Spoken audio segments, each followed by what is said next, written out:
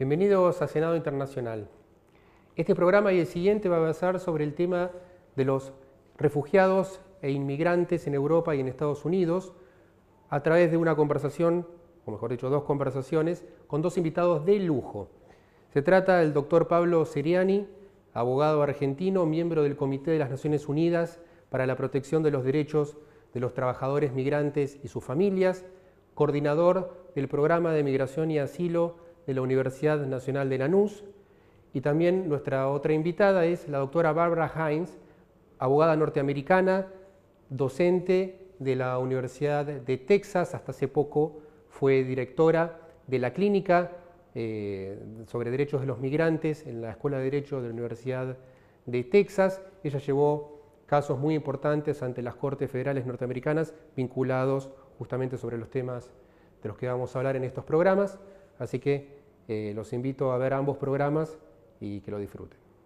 Doctora Barbara Hines, doctor Pablo Seriani, muchísimas gracias por venir al programa. Es un honor, un placer y un gusto, y hay muchas cosas para hablar.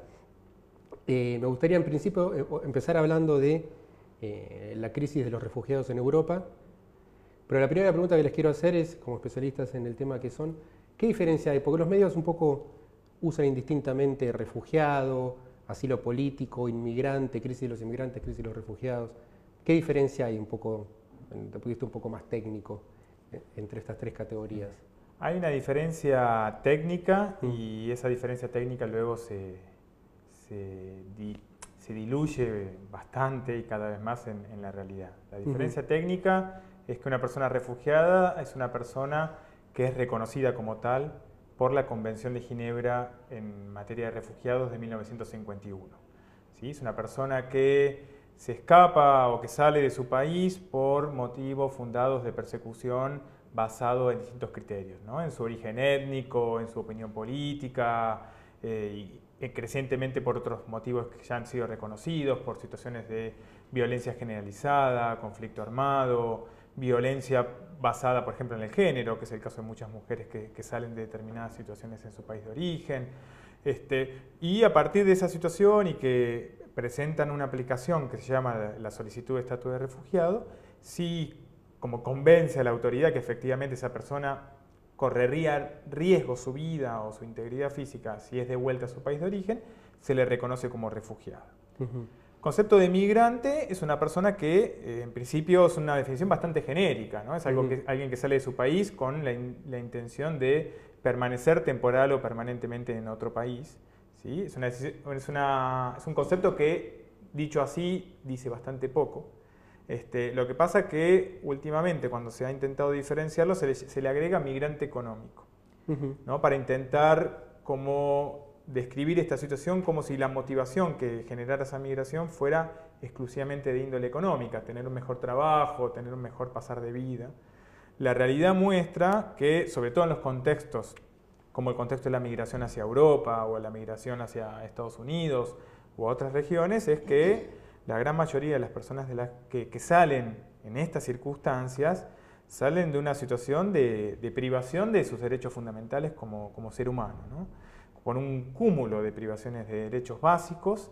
A veces esas privaciones están ligadas a situaciones de violencia, están vinculadas a su vez a esa violencia, a su origen étnico, su orientación sexual, a su nacionalidad de origen, su religión, pero no necesariamente todas esas circunstancias uno las podría como incluir dentro de ese artículo 1 de la Convención de Ginebra sobre refugiados, pero llamar a esas situaciones migrantes económicas es un reduccionismo muy grave, ¿no? Porque la amplia mayoría de estas personas, sin duda los que se juegan la vida, por ejemplo, cruzando el Mediterráneo o cruzando el desierto de Arizona, pueden ser definidas como migrante económico, ¿no? Son personas que escapan de situaciones de violaciones de derechos y que por ende necesitan ser recibidas y tratadas además de con los derechos básicos como cualquier otra persona, desde una perspectiva de protección,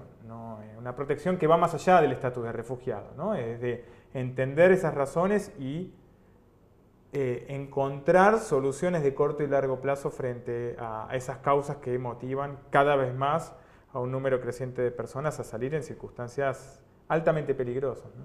¿Y solicitar refugio y solicitar asilo político es lo mismo, entonces? Porque yo diría en Estados Unidos es un poco diferente. No sé si vos querés primero hablar sobre el asilo para ustedes. No. Bueno, porque para nosotros, según las normas de los Estados Unidos, sí, los Estados Unidos ha firmado la convención para la protección de refugiados. Pero un refugiado para nosotros, en las normas de los Estados Unidos, es una persona que ha sido aceptada en el exterior para llegar a los Estados Unidos con la condición de refugiado. Los solicitantes de la condición de refugiado que llegan a los Estados Unidos son denominados como solicitantes del asilo, pero los estándares son iguales. Pero cuando nosotros hablamos de la condición de refugiado en los Estados Unidos, muchas veces se refiere a la solicitante del asilo. La otra cosa es que yo diría sobre el término de migrante, estoy de acuerdo que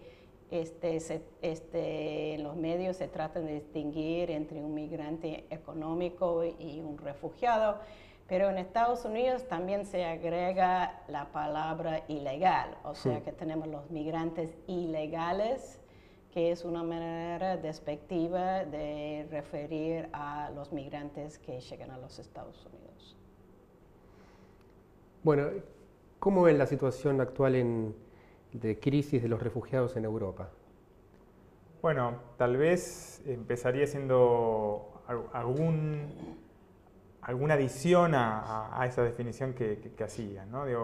Hemos intentado desde que tuvo alta repercusión mediática este tema en los medios de comunicación prácticamente todo el mundo, a partir de la foto de Aylan, de este chico sirio muerto en las costas de Turquía, que lo importante para empezar a hablar de este tema es visibilizar de qué crisis hablamos y dónde se da esa crisis y las diferentes características que tiene la crisis en distintos escenarios, ¿no? La principal crisis, por un lado, está en el origen, ¿no? Está en el lugar del cual las personas tienen que salir. En este caso puede ser en Siria, pero también es en Eritrea, es en Somalia, es en Darfur, en Sudán del Sur, ¿no? Lo que fue el conflicto de Darfur es el conflicto en Sudán del Sur, es en Pakistán, es en Afganistán, y en cada uno de los países donde un número importantísimo de personas tiene que salir en estas condiciones de alta vulnerabilidad, ¿no? La segunda crisis está en el tránsito, en cómo esas personas deben atravesar su, tal vez única oportunidad, uno, de salvar sus vidas, dos, de acceder a condiciones de vida mínimamente dignas, ¿no? Entonces, para llegar a eso, hay que superar cada vez más toda una serie de amenazas directas a su vida, crecientes, sea amenazas en términos de dificultades en cuanto al cruce de distintos espacios marítimos o desérticos u otros, como también amenazas vinculadas a las respuestas que varios países están dando a esta circulación, y es respuestas en términos de securitización o de incremento de la presencia de fuerzas militares, de centros de detención, patrullajes en distintos espacios de tránsito, y al mismo tiempo, producto de eso, de la situación de vulnerabilidad en la que salen las personas y a veces necesidad inmediata, ¿no? Como puede ser con el caso de personas sirias. Segundo, la imposibilidad de que salgan de una manera regular, ¿sí? Esas personas que tienen que salir no consiguen un visado para salir, no van a un avión, claro, a un aeropuerto y viajan en avión. Ni siquiera, ¿no?, como bien decía Bárbara, habiendo aplicado el estatus de refugiado desde su país de origen, ¿no? Esta misma familia de Aylan había aplicado al asilo en Canadá, a través de familiares que viven en Canadá, se lo habían denegado. Y es ahí donde salen a través de estos pasos cada vez más irregulares y peligrosos. Y es en ese contexto donde ha aparecido el crimen organizado, ¿no? Las mafias de traficantes de personas que aumentan el riesgo. Entonces ahí hay otra crisis. Y la tercera crisis es cómo esas personas son tratadas en destino, ¿no? La crisis no es de las economías europeas, no es de la estabilidad política de Europa, sino, en todo caso, el porcentaje de crisis que se manifiesta en territorio europeo tiene que ver con los derechos de estas personas que son afectados a través de prácticas o de respuestas de reforzamiento de fronteras, militarización, de centros de detención, de imposibilidad en muchos casos de obtener el asilo y de la xenofobia creciente que hay en algunos sectores de las sociedades europeas. Por ejemplo, en Hungría, ¿no? Hungría directamente está construyendo un muro, cerró las fronteras. Alemania tenía una política más o menos de apertura, ¿no es cierto? Ahora, ¿cómo viene eso? ¿Se echó un poco para atrás o sigue con esa política de recibir refugiados en un número importante, más importante que otros países? Sí, la apertura de Alemania, diríamos, ha sido bastante limitada en el tiempo, ¿no? La empatía, podemos decir, duró unos 7, 10, 15 días. Y se manifestó en algo muy concreto, que fue interesante pero duró muy poco, que es la decisión temporal de Alemania de no aplicar lo que se llaman las reglas de Dublín. Que quiere decir que si una persona llega al territorio de la Unión Europea, por ejemplo por Grecia, es el primer país que pisa, pero luego se traslada hacia Alemania, el país que debe resolver la aplicación del estatus de refugiado, por ejemplo, o cualquier otra situación, es el primero por el que entró, entonces se repatria esa persona a Grecia y que Grecia resuelva. Durante una semana Alemania dijo, no voy a aplicar eso, entonces que si llegan a Alemania voy a resolverlo yo, ¿no? Entonces eso de alguna manera facilitó que las personas, un número creciente de personas se traslade hacia Alemania. Eso ya dejó de estar en vigor, ¿no? Esa excepción temporal, y ahora Alemania, junto con los otros líderes principales de los estados de la Unión Europea, han adoptado otro tipo de decisión que de alguna manera viene a continuar lo que la Unión Europea viene haciendo por lo menos los últimos 15 años en la materia, que es reforzar de alguna manera las fronteras y reforzar los controles migratorios antes de que las personas lleguen al territorio de la Unión Europea, entre otras cosas. Bueno, si me permiten, hacemos un corte y enseguida volvemos. Ya volvemos.